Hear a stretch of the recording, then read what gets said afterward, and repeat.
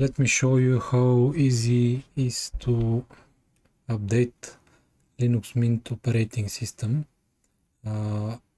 First option is located usually in the right side, related with this icon in shape with shield. The second variant is to search from start menu with Word Update Manager.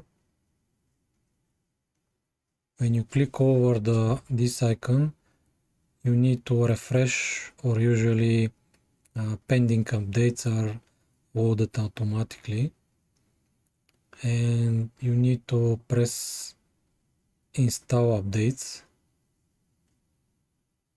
By default, all updates and pending software is checked with this green checkbox. Okay, of course you need to insert your administrator or root password.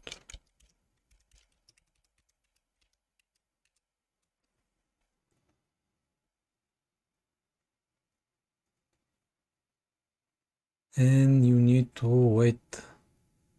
Sometimes the time is short, sometimes take much more time, but usually if you have a good internet connection speed, everything's